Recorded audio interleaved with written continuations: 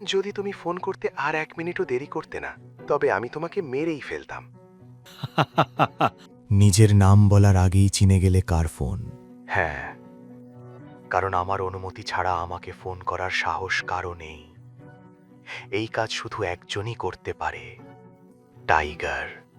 ঠিক বলেছ, ভালো কথা। কাল তোমাকে বলতে ভুলে গিয়েছিলাম, তুমি তো অনেক বড় হয়ে গেছো নন্দিতা। অভিনব, প্লিজ আমাকে নন্দিতা বলো না। ওপাশ থেকে আলায়না বলল। তার মুখে এটা শুনে অভিনব 1 সেকেন্ডের জন্য চুপ হয়ে গেল। তারপর জিজ্ঞাসা করল, কেন? তোমার নাম তো নন্দিতাই।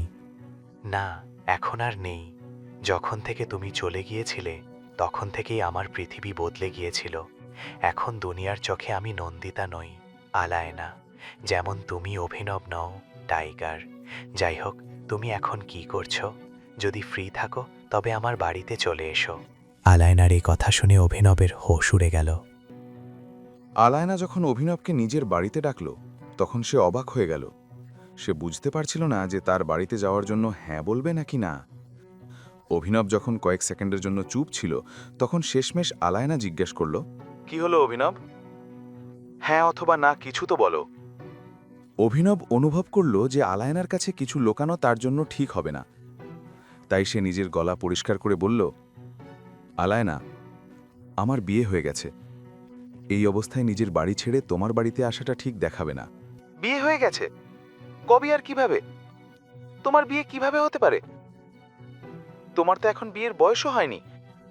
আর ভুলে গেলে, যখন আমরা ছোট ছিলাম, তখন তুমি কথা দিয়েছিলে যে তুমি শুধু আমাকেই বিয়ে করবে।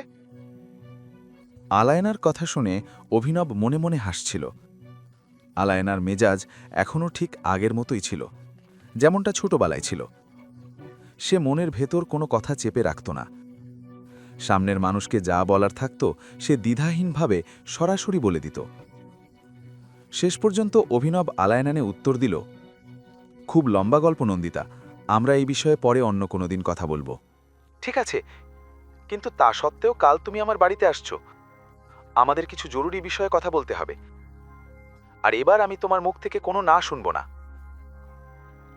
আলায়নার মুখে এই কথা শুনে অভিনব হেসে ফেলল এবং বলল, তুমি টাইগারকে অর্ডার দিতে পারো না নন্দিতা। সে নন্দিতা শব্দটির ওপর আলাদা করে জোর দিল। এটা শুনে আলায়না কিছুটা বিরক্ত হয়ে বলল, আমি তোমাকে বন্ধুর মতো তো অর্ডার দিতেই পারি, তাই না? নাকি তাতেও কোনো সমস্যা আছে? অভিনব জোরে হেসে উঠল এবং বলল, তোমার এত কিছু করার দরকার নেই। এমনিতেও আমাদের তো দেখা করতেই হবে, তাই আমি চলে আসব। আমাকেও তোমাকে অনেক কিছু বলার আছে। ঠিক আছে, তাহলে আমি কাল তোমার জন্য অপেক্ষা করব। হ্যাঁ, আমি কাল ফোন করছি। ঠিক আছে, কিন্তু ফোন রাখার আগে আমি কি জানতে পারি যে তোমার বিয়ে কার সাথে হয়েছে? ফোন কাটার আগে আলায়না জিজ্ঞেস করল। অভিনবের বিয়ের কথাটি তখনও তার মাথা থেকে বেরোচ্ছিল না। প্রশ্নটি শুনে অভিনব এক মুহূর্তের জন্য ইতস্তত করল এবং শেষে বলল, অনন্যা সিং। অভিনব এটুকু বলতেই আলায়না ওপাশ থেকে ফোন কেটে দিল। ফোন কাটতেই অভিনব একটা দীর্ঘশ্বাস ফেলল এবং গাড়ি স্টার্ট দিল। কিছুক্ষণ পর সে অনন্যার বাড়ি পৌঁছে গেল।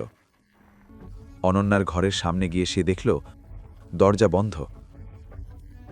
অভিনব দরজায় টোকা দিল। কিছুক্ষণ পর অনন্যা দরজা খুলে বিরক্ত হয়ে বলল, কি ব্যাপার? অভিনব বলল, আমি কিছুক্ষণ এখানে বিশ্রাম নিতে চাই। একথা শুনে অনন্যা খিটখিট করে বলল, আচ্ছা, তুমি এমন কি করেছো যে তোমার এত ঘুম পাচ্ছে? অনন্যা কেন এমন বলছিল সেটা অভিনব বুঝতে পেরেছিল।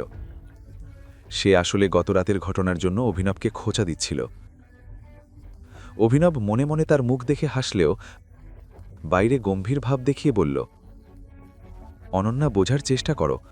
তুমি কি চেয়েছিলে যে আমি ওই লোকগুলোর সাথে গিয়ে লড়াই করি? আমি একা এত মানুষের সাথে কিভাবে লড়তাম? শেষমেশ অনন্যা রেগে গিয়ে ঘরের দরজা বন্ধ করে ভেতরে চলে গেল। অভিনব বাইরে দাঁড়িয়ে শুধু দরজার দিকে তাকিয়ে রইল। এরপর সে নিচে নেমে এলো এবং ঘুমানোর জন্য চাকরদের ঘরে চলে গেল। সারা রাত জেগে থাকার ফলে সে এতটাই ক্লান্ত ছিল যে সন্ধেবেলাতেও তার ঘুম ভাঙল না। তার ঘুম সরাসরি পরদিন সকালে ভাঙল। সে খুব ভোরে উঠে ঘর থেকে বেরিয়ে এলো, যাতে হরদেব কোনোভাবেই টের না পায় যে সে চাকরদের ঘরে ঘুমিয়েছিল। যদি হরদেব জানতে পারত, তাহলে অভিনব এবং অনন্যা দুজনের জন্যই বিপদ হতে পারত। বাইরে এসেই সে অনন্যার ঘরের দরজায় কড়া নাড়তে শুরু করল। সে কড়া নাড়ছিল ঠিকই, কিন্তু ওপাশ থেকে অনন্যা কোনো সাড়া দিচ্ছিল না। এমত অবস্থায় যখন সে দরজার হাতল ঘোরালো, তখন দেখল দরজা ভেতর থেকে লক করা নেই। সে ধীরে ধীরে দরজা খুলে ঘরের ভেতরে প্রবেশ করল। এখনই পকেট এফএম অ্যাপ্লিকেশন ডাউনলোড করুন, লিংক বর্ণনায় দেওয়া আছে।